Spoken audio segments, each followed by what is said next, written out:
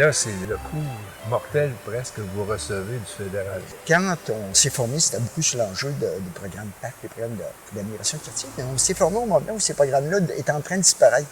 Donc, on a dû, comme regroupement, se poser la question, qu'est-ce qu'on fait maintenant? Et là, il est apparu le fait que la grande priorité, ça devait être le logement social. On a donc, au cours des années 80, mené la lutte autour de ça. Et l'interlocuteur principal, à ce moment-là, c'était le gouvernement fédéral. Parce qu'il n'y a pas, sauf une toute petite période, il n'y avait pas un logement social qui se réalisait au Québec, que ce soit des HLM ou des coop, sans que le fédéral mette de l'argent, mette la majorité de l'argent. Donc, le fédéral jouait vraiment un rôle majeur. C'est vraiment la SCHL, c'est eux autres qui versaient le gros de l'argent. Et il y avait eu un certain tournant au milieu des années 80. En 86, il y avait eu une nouvelle orientation de la politique du logement. Et le Québec s'était vu transférer des responsabilités et va verser une plus grande part des financements, mais ça restait quand même le fédéral. Mais là, on arrive en 90, première coupure de 15 dans le budget pour de nouveaux logements sociaux. Justement, le logement social, c'était une habitude, tu en avais chaque année. Tu voyais pas ça dans le budget que tu finançais du logement social. Fait qu'on ne s'est pas aperçu dans le budget 90 qu'il y avait cette coupure-là.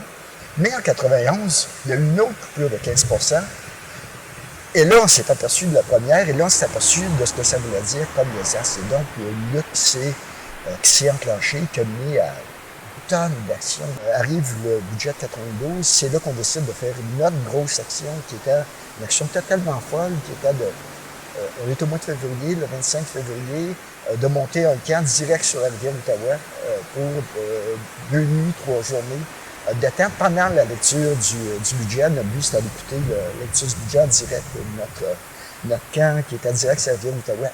Heureusement, il était gelé. Je pense qu'elle a plus gelé depuis ce temps-là aussi. Et on a fait descendre une manifestation de 400 personnes là-dessus. C'était un petit peu épeurant, mais toujours est-il que là, tu arrives au budget, c'est le désastre là, parce qu'il reste à peu près plus rien pour le logement social. Et l'année suivante, en 93, c'était le gouvernement conservateur qui était encore là, décide, annonce qu'à partir du 1er janvier de l'année suivante, il n'y aura plus du tout de financement fédéral pour de nouveaux logements sociaux. Qu'est-ce qu'ils invoquaient comme raison pour faire Tout simplement, c'était le temps de l'époque de la lutte au déficit qui est amené par le gouvernement conservateur d'abord et qui a été retenu par après par le Parti libéral de Jean Chrétien et par Paul Martin comme ministre des Finances. Et là, ce qui est paradoxal, c'est qu'entre le moment de l'annonce budgétaire qui était le 26 avril 1993 et la mise en application qui est le 1er janvier 1994, il y a eu des élections et le parti qui a été élu, c'est le Parti libéral qui dénonçait la coupure qu'il y avait eu dans le logement social. Et pour eux, Paul Martin avait fait une tournée à travers le Canada sur l'ampleur des problèmes de logement et pour critiquer les politiques conservatrices qui s'appelaient Péril à la demeure.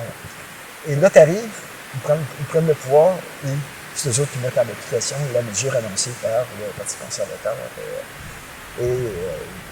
Donc, tout ça, il y a eu vraiment beaucoup d'actions. Ce qui a fait notamment en 92 qu'on s'est un peu réconcilié avec le RCM, qui était devenu dans cette équipe contre l'équipe fédérale un appui, pas juste un appui, un acteur majeur de ça, comme étant d'ailleurs la Fédération canadienne des municipalités. Mais malgré tout ça, malgré cette unité-là, malgré tous les gestes qu'on a pu poser, on n'est pas empêché le désastre de survenir et ça a été vraiment un désastre. Êtes-vous capable de le chiffrer, de le quantifier? Mon Dieu. Si on avait continué au même rythme de financement de logement social ou de réalisation en termes de nombre de logements, que c'était le cas à la fin des années 80, avant qu'ils commencent à couper, on aurait aujourd'hui 70 000 logements sociaux de plus au Québec. C'est pas mineur. C'est autant de ménages qui seraient plus en difficulté aujourd'hui. Et 70 000, c'est vraiment... À l'époque, on disait souvent, qu'on avait tendance à exagérer. On pesait sur le crayon fort. On disait à l'époque, quand on a commencé à s'impliquer contre les coupures en 91, on pourrait perdre jusqu'à 10 000 logements. 70 000, 10 000, on n'avait pas vu venir jusqu'à quel point c'était désastreux tout ça.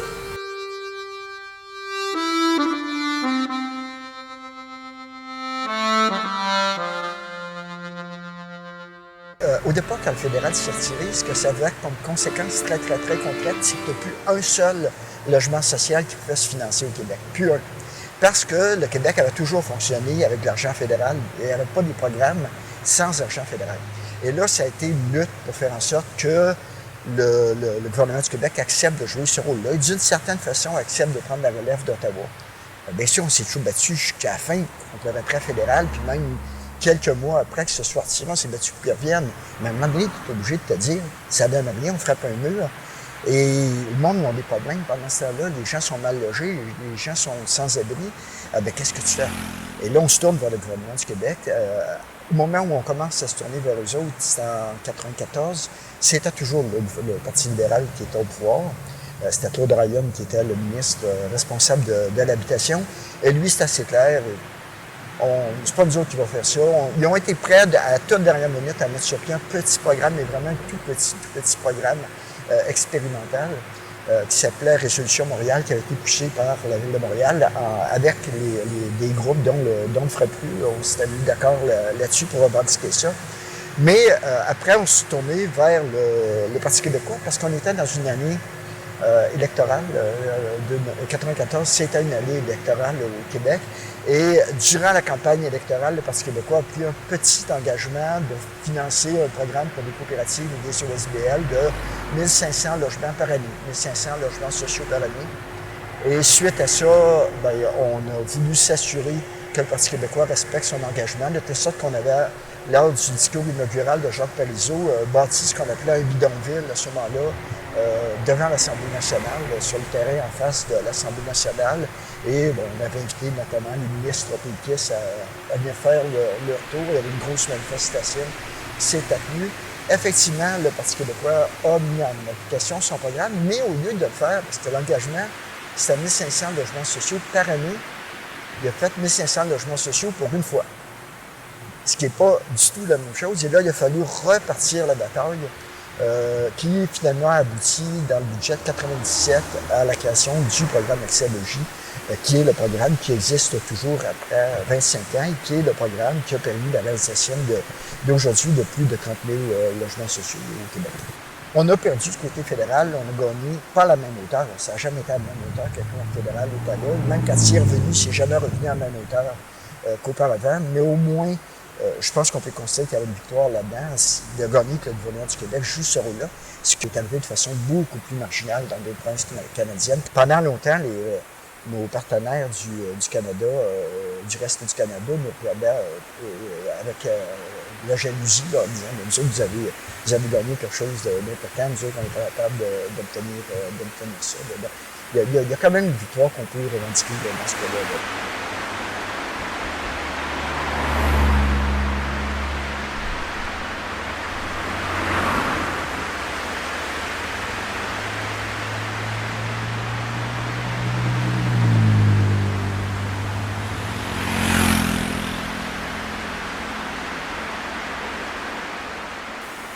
Avec toutes ces tendances vers le déficit zéro des dernières années, ça doit paraître ça, dans les oui, ça paraît. Quand on parle de l'austérité budgétaire et de ses conséquences, ben ça a des conséquences. C'est dans le domaine du logement, ça a eu comme conséquence pendant 2 années consécutives de baisser le rythme de réalisation de logements sociaux qui était monté au cours des années 2000.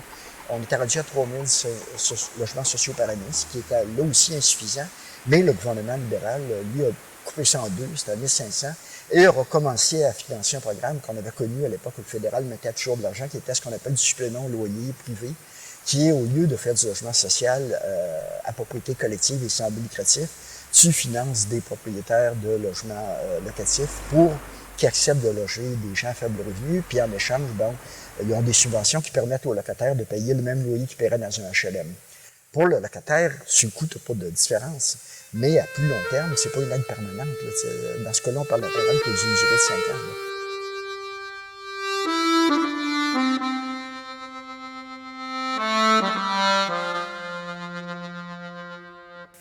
Là. Ai-je tort de croire que votre façon principale d'attirer l'attention, d'amener les politiciens à prendre des décisions par rapport à ça a été de sortir dans la rue? Oui, ça c'est sûr. On essaie de faire honneur à notre nom. Après, il faut le faire. Non, mais au-delà de ça, on a toujours dit, on a toujours cru que si tu veux gagner des choses, c'est une question de rapport de force. Si tu n'as pas de rapport de force, tu gagnes rien. C'est pas l'argent de nos membres qui va faire en sorte que ça va donner du pouvoir dans la société. Ils n'ont pas d'argent à ce moment-là. Donc, si tu veux gagner des choses, il faut que tu aies ton propre terrain de lutte et le propre terrain de lutte qu'on a, mais c'est dans le sens large du terme. Parce qu'au Frepplu, on a une des forces, à mon avis, du Frepplu, ça a toujours été d'utiliser une très large palette de moyens de pression qui vont autant du lobby aussi, traditionnel, des pétitions, ce qu'on appelle des campagnes de fax, à l'époque ça existait, ou des campagnes de thème rouge, maintenant des campagnes de courriel, mais aussi, évidemment des manifestations, mais aussi des occupations de bureaux, des occupations de banques, des occupations de toutes sortes de lieux qui ont une valeur symbolique importante, une valeur. On est devant le bureau, je vous parlais tout à l'heure du ministre irresponsable de l'habitation. Ben là, on est devant le bureau de la ministre irresponsable de la lutte contre la pauvreté et l'exclusion sociale. Vous avez été très créatif. Bon, on essaye d'être créatif parce que tu veux attirer l'attention. Une des choses qu'on a, outre le fait que ça prend un rapport de force, outre le fait que c'est d'abord par la mobilisation que tu vas gagner des choses, on a toujours accordé une assez grosse importance à la question de l'opinion publique et à la question de l'utilisation des médias, au départ traditionnels, parce que c'est ces moyens-là surtout que Ottawa. Évidemment, on utilise aussi les médias sociaux, ces moyens-là, et à l'époque les médias communautaires, mais il reste quand même que c'est les masses médias qui te permettaient d'avoir plus d'influence dans la population. Et ce qu'on s'est aperçu, puis je pense que ça personne ne peut oublier, c'est que c'est au moment où quelque chose est visible que tu t'en occupes. Si un problème n'est pas visible, tu t'en occupes pas. Or, le problème du logement, surtout sous la forme qui se manifeste depuis plusieurs années, il n'est pas visible. Il y a un bulldozer qui passe, il y a des gens qui se font évincer, c'est quelque chose de visible. Quand tu as, comme c'est arrivé en 2001, 2002, 2003, des centaines de familles qui se retrouvent sans logis parce qu'il y a une pénurie de logements locatifs et surtout de logements locatifs à bas loyer, ben c'est visible. Des centaines de personnes qui avaient, comme à l'été 2002, à polyvalence et en vie, c'était dur à manquer. Surtout en plein été, puis là, les médias n'ont pas d'autre chose à faire que d'aller là. C'était le love story de l'été, là, c'était aller sans logis. Mais le problème qui a subsisté de tout ça, c'est les gens, le principal problème, à tout le monde, c'est les gens qui avaient du mal à payer leur loyer, qui ont de la difficulté à payer leur loyer. Tu vois pour ça? Quelqu'un qui se casse la tête pour dire comment je vais faire pour arriver à payer mon loyer, où est-ce que je vais couper, je vais-tu couper dans les médicaments, je vais-tu retarder un peu le paiement de mon loyer. C'est pas un problème visible, c'est un problème qui se vit dans le privé. Et si tu veux donner quelque chose, un visage public à ça, ben ça prend des actions qui attirent l'attention. Donc, c'est peu autant des actions plus symboliques. On a déjà fait des manifs à Ottawa à l'époque du retrait du gouvernement fédéral, où, à l'époque du budget, où le ministre des Finances a toujours l'habitude d'arriver avec ses souliers neufs, où on a en face du ministère des Finances, apporté des milliers de galoches, là, de vieux souliers, de vieilles espadrilles, tout ça, devant le ministère. Ça faisait une montagne ça a attiré l'attention de faire des camps sur la rivière Outaouais au mois de février, sur les glaces de la rivière Outaouais au mois de février, ou un bidonville comme à Québec. Ça attire l'attention. On a fait un camp à Québec durant les fêtes du 400e anniversaire de Québec, qu'on appelait le camp des 400, mais là, c'était pas les mêmes 400, là, c'est ça. Les sans-logis, les sans-droits, les sans-voix et les sans-dessus. Ça a attiré l'attention aussi. Donc, pour nous autres, c'est des gestes que tu poses pour attirer l'attention et contribuer à ton rapport de force. Et habituellement, quand tu réussis ton coup, ça peut avoir un impact sur la façon dont le gouvernement va traiter le problème par après. Si c'est pas visible, on va prendre simplement pas. Vous avez parfois eu maille à partir avec les forces de l'ordre. Oui, c'est arrivé. C'est arrivé à quelques reprises. Je dirais de plus en plus, ça arrive. C'est arrivé auparavant, par exemple, à Overdale, il y a eu des arrestations. Il y a eu quelque chose, plus d'une trentaine d'arrestations. J'ai été arrêté, moi, personnellement, 2 fois dans ce cadre-là. On avait été arrêté en 2001. On avait bloqué les portes du ministère des Finances à Ottawa. Et par après, ben, c'est là, dans les dernières années, ça s'est corsé passablement, et particulièrement à Montréal, depuis l'arrivée au pouvoir de Denis Coderre. Oui, ça a été une grosse différence. Et en 2015, quand on a voulu faire un autre camp, un peu comme on avait fait à Québec en 2008, et qu'on a décidé que c'était un camp à durée limitée qui allait se tenir au centre-ville de Montréal, on a eu droit à pas mal de répression de la part de la police de Montréal. Et depuis ce temps-là, ben, c'est devenu une tradition. À peu près tout ce que le préfet sort de la manifestation traditionnelle est l'objet d'une surveillance et d'une intervention policière plus musclée que c'était le cas pendant des années. Là. Pendant des années, moi, je peux dire, au Frappé, on ne donne jamais à notre jet quand on organise des manifestations, même en 2012 ou 2013, quand c'était interdit, parce qu'on ne donne pas nos tagettes. Puis j'avais même été appelé à témoigner en cours pour... il y avait d'autres gens de comité policier, collectif opposé à la brutalité policière, qui est toujours la journée de la brutalité policière, le 15 mars, c'est toujours de la répression. Puis, il s'était fait appliquer un autre règlement qui était un règlement provincial, celui sur la circulation. Et j'avais été appelé à témoigner en disant, nous autres, on ne ferait pas faire la même chose, nous autres, on n'a jamais de problème. Donc, il y a du profilage. Mais à l'heure actuelle, ça nous a rattrapés. Mais c'est un peu normal à un moment donné aussi, je dirais que c'est des risques. C'est dommage que tu ailles dans une société supposément démocratique à affronter ce type de situation-là. Cela étant dit, il faut croire que tu déranges assez et que tu déranges des intérêts économiques en particulier pour qu'ils décident d'utiliser ce type de moyen-là.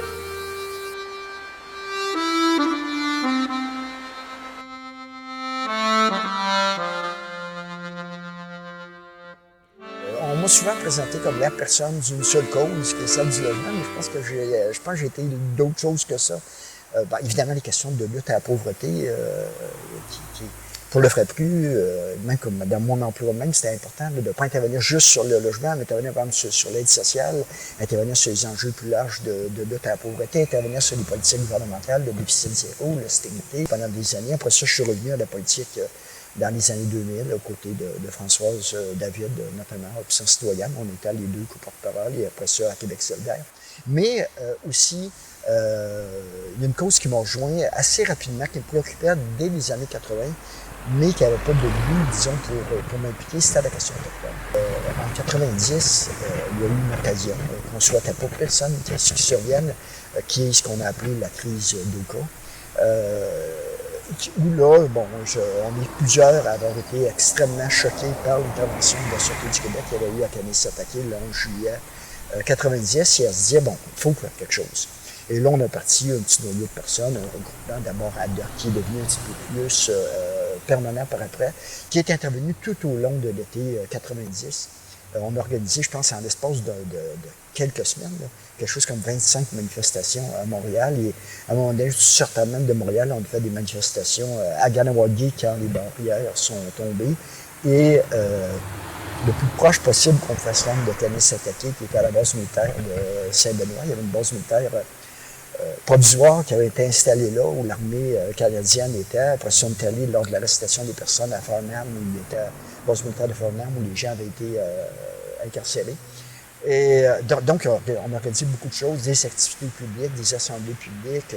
Il y a des gens qui ont pris la parole à ces occasions-là, qui ont le courage d'aller un peu à contre-courant. Je pense à des gens comme Pierre Vallière, Michel Chartrand, Madeleine Parent, Rémi Savard, qui est un anthropologue qui travaille pendant des années sur ces questions-là. Mais vous butiez une opinion publique tout à fait négative. Tout à fait défavorable. Tout à fait défavorable. Moi, je disais souvent, quand tu défends la cause des assistés sociaux, tout ça n'est pas populaire dans la vie. Mais défendre les causes autochtones, te ranger derrière des revendications des luttes autochtones, à cette époque-là, tu n'étais vraiment pas populaire. On était vraiment contre-courant, mais c'était d'autant plus important qu'on soit là. Parce qu'autrement, l'image que ça renvoyait du Québec, c'était une gang d'intolérants. Alors que c'était pas le point de vue de tout le monde.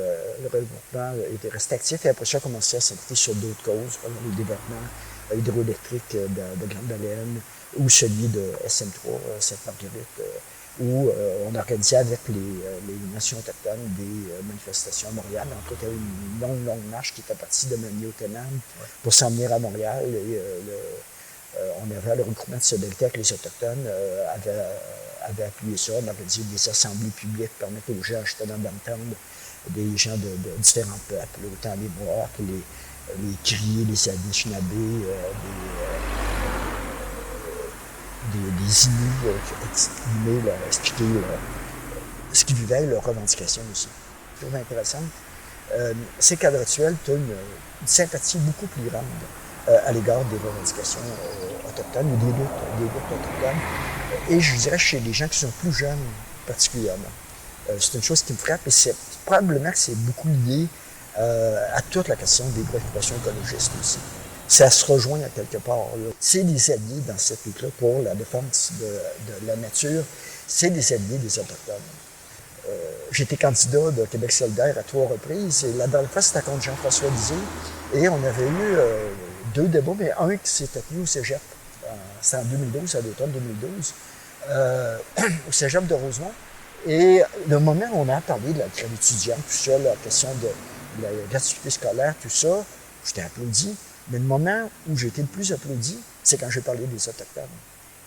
Et le moment, une des questions qui est revenue le plus souvent de la salle, donc des étudiants, des étudiantes, c'est la question autochtone.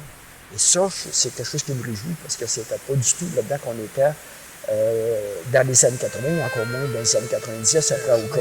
Ah, tout à fait, tout à fait.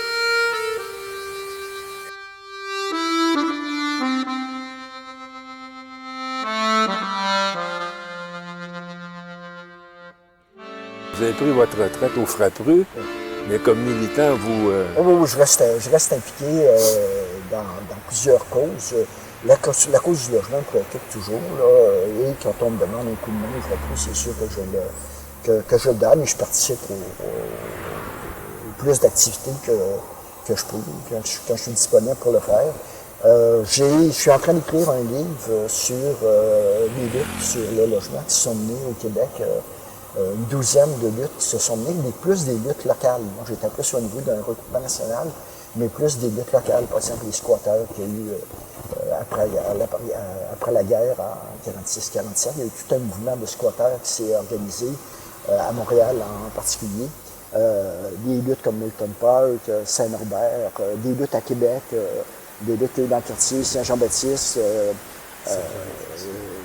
Donc, il y a des luttes plus, dont Overdale, lutte qui s'est amenée à Guindonville, à Val-David, où on a évincé, on a démoli des petites maisonnettes qu'il y avait parce que ça ne cadrait pas dans l'image que Val-David voulait avoir. Là, qui était, ouais. On voulait un nouveau Mont-Tremblant. Je raconte ce type de choses-là, ça m'occupe passablement. Vous n'arrêterez jamais, vous? Je compte pas. En plus que je continue à m'impliquer politiquement à Québec solidaire. Donc, non, c'était pas mon but. Je l'ai dit d'ailleurs quand j'ai pris ma retraite. J'ai passé le relais à mes collègues. Je le dis très franchement, je ne me retire pas du militantisme. Je quitte le job. C'est pas pareil. Vous avez vécu en militant. Êtes-vous satisfait? Est-ce que ça vous a rempli? Est-ce que ça vous a... c'est à recommencer? Est-ce que je suis satisfait? Je ne peux pas l'être dans un sens. Je ne peux pas être satisfait parce que les questions sur lesquelles je me suis battu, les droits sur lesquels je me suis battu, ces droits-là ne sont pas encore respectés. Tu ne peux pas être satisfait pleinement quand tu regardes les conditions dans lesquelles les gens qui sont mal logés, les gens qui sont sans abri doivent vivre. Tu ne peux pas être satisfait quand tu regardes le nombre de logements sociaux tout à fait ridicules qui se construisent, qui ne sont pas du tout à la hauteur des besoins.